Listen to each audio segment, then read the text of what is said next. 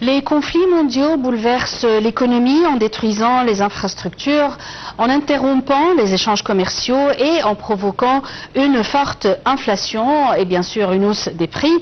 Ils entraînent une chute du PIB, une dette publique accrue et une insécurité énergétique alimentaire, bien qu'ils puissent parfois stimuler certains secteurs industriels. Pour mieux comprendre l'équation, on a le plaisir d'accueillir au bout du fil M. Rizq Chahata, qui est expert en économie. Bonjour. Oui, bonjour, merci pour votre invitation. Alors, comment les conflits actuels ont-ils redéfini la géographie du commerce mondial?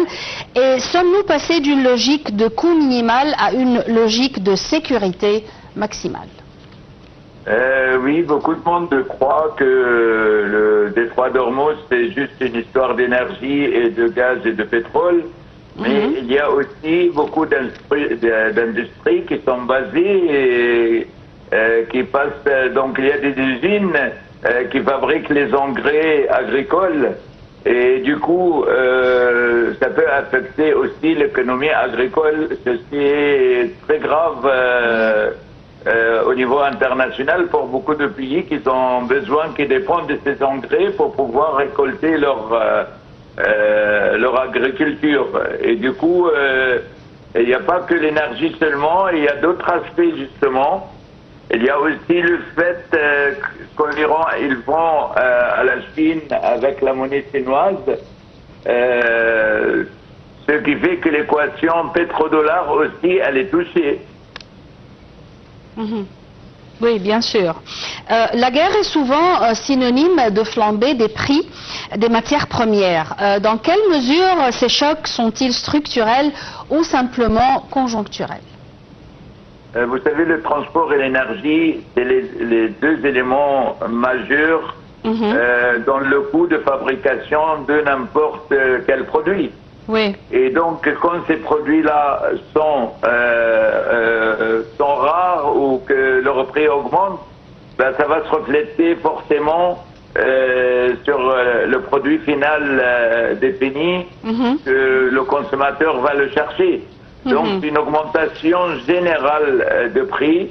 Là, par exemple, je donne un exemple en France, là, le litre de gasoil qui était à 1,10 €, 1,20 €, il est aujourd'hui à 2,50 €. Les boîtes d'alimentation, ils ont augmenté de 20%.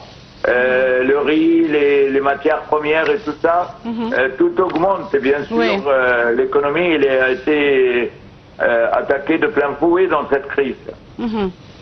Et comment l'incertitude géopolitique influence-t-elle les décisions des investisseurs et la stabilité des places boursières mondiales? C'est simple, il faut voir quand le président des États-Unis d'Amérique, M. Donald Trump, sort une déclaration le week-end, ben, les bourses, comme ils sont fermées, il a l'habitude de sortir les déclarations alarmantes de vendredi soir, en sachant que la bourse est fermée. Et le lundi matin, il calme le jeu. Donc, il suffit d'une déclaration ou d'une phrase pour que les marchés mondiaux ils prennent le yo-yo, ils montent et ils descendent à volonté. Et bien sûr, quand les budgets de défense deviennent la priorité des pays au détriment des investissements civils comme la santé, l'éducation ou la transition écologique, comment peut-on, en tant que communauté internationale, protéger ces pays, protéger les citoyens de ces pays? La meilleure solution, c'est de calmer les yeux, que cette guerre elle s'arrête, parce que là, on a vu que la crise dans n'importe quel point du monde, quand ça concerne l'énergie, ben, ça se reflète tout de suite sur le monde entier. Et là, l'Iran, elle a pris tout le monde en otage dans ce conflit, dans cette guerre. Et donc, la meilleure façon pour l'économie, c'est la stabilité, ça veut dire la paix. Il y a des pays comme l'Égypte, par exemple, qui a choisi le chemin de la paix, et donc ça les protège un peu des crises économiques. Malgré, bon, il y a d'autres points, bien sûr, mais je veux dire par là que l'économie, il est stable quand il y a la paix. Et donc, ils dépendent de la paix, l'économie en général. Et quand il n'y a pas de paix, pour les pays en développement sont toujours les premières victimes économiques des guerres, même s'ils ne se déroulent pas sur leur territoire. Comment ces pays peuvent protéger leur économie et leurs citoyens contre les guerres qui ne les concernent pas?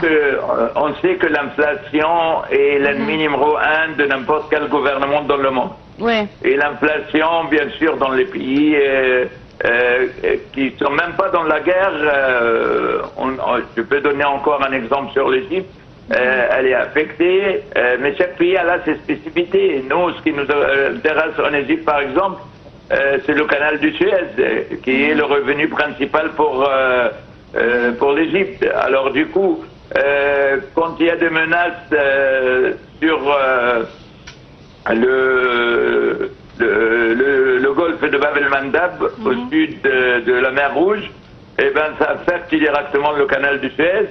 On sait que par là, il y a 12% du commerce international qui passe par là. Ouais. Et donc, c'est un manque de gains. Et donc, du coup, manque de revenus. Et c'est vrai que l'économie égyptienne, il a sacrifié beaucoup, mais je pense qu'on va avoir le fruit de tout le travail qui a été fait par les gouvernements successifs et le travail formidable qui a été fait par le président de la République. Mais ça reste toujours fragile, mais pas uniquement pour l'Égypte, mais pour les pays du monde entier. Et par théorie, il y a des secteurs industriels qui peuvent être parfois stimulés par la guerre et les conflits régionaux. D'après vous, quels sont ces secteurs? Les secteurs de l'énergie par excellence, c'est le premier secteur, le pétrole, le gaz, qui sont les nerfs d'une économie dans le monde entier. On a besoin de bouger, de se mobiliser, de prendre sa voiture, on a besoin de l'électricité et du gaz pour les usines, pour produire. Et donc l'énergie, c'est la source numéro un qui peut affecter l'économie n'importe où dans le monde. Et si après 14 jours, on arrive à la fin de la guerre, après les négociations qui doivent débuter aujourd'hui à Islamabad, quel serait le manque à gagner pour l'économie mondiale sur les 10 prochaines années? Tout simplement, s'il y a un échec des négociations, ça sera un cauchemar pour le monde entier. Et moi, je pense, contrairement à... J'ai un point de vue optimiste et je pense que le cessez-le-feu, il va être prolongé et qu'il ne va pas s'arrêter à 15 jours pour une raison très simple. Tout le monde a goûté la souffrance. Tous les belligérants, que ce soit Israël, que ce soit l'Iran, même les États-Unis, elle a perdu des vies. Et je pense que maintenant, c'est pas étonnant que la première dame des États-Unis, Melania Trump, qui a parlé hier, je pense que les scandales qui affectent et qui vont affecter le président des États-Unis d'Amérique, il peut être à tout moment destitué par rapport à des scandales internes. Et c'est souvent, malheureusement, c'est quand on a des scandales personnels qu'on reflète ça pour les guerres. Mais maintenant, moi, je pense que la raison va l'emporter. On ne peut pas jouer avec le monde entier. Il y a des crimes de guerre. Qu'on soit président de la République ou pas, à un moment donné, on doit faire attention et avoir peur de ce qui peut y arriver. Et je pense que tout ça, ça va les pousser. Et on voit bien que l'initiative qui a été faite par l'Égypte et le Pakistan et la Turquie commence à porter ses fruits. Et je pense que la raison va l'emporter, quoi qu'on en dise, parce que beaucoup de monde et beaucoup de peuples, c'est les peuples qui gèrent le monde. Et les peuples, maintenant, ils parlent, ils sortent, ils font des manifestations, que ce soit aux États-Unis, que ce soit un peu partout dans le monde, pour arrêter les guerres. Historiquement, la fin des conflits peut générer un rebond économique. Quelles sont les conditions nécessaires pour qu'une reconstruction devienne un levier de croissance durable, que ce soit en Iran, que ce soit au Liban, que ce soit à Gaza? Moi, je pense que le temps, c'est le temps, le premier facteur, c'est le temps. On a besoin de temps pour reconstruire. Mais ironie du sort, quand on sort d'une guerre, on a besoin de construire, on a besoin de consommer. Il y a des peuples derrière qui ont été affamés, qui ont besoin de vivre. Et du coup, la relance et la consommation va prendre le dessus malgré tout. Et on voit l'Iran. L'Iran, elle sortira plus ou moins gagnant de cette guerre. Il y a un projet de voir avec le sultanat d'Oman de partager un droit de pillage sur le golfe d'Ormuz. Et il y a aussi le fait que l'Iran, elle peut avoir tous ces avoirs qui ont été gelés, il y a une centaine de milliards. Et avec cet argent-là, elle peut se reconstruire encore.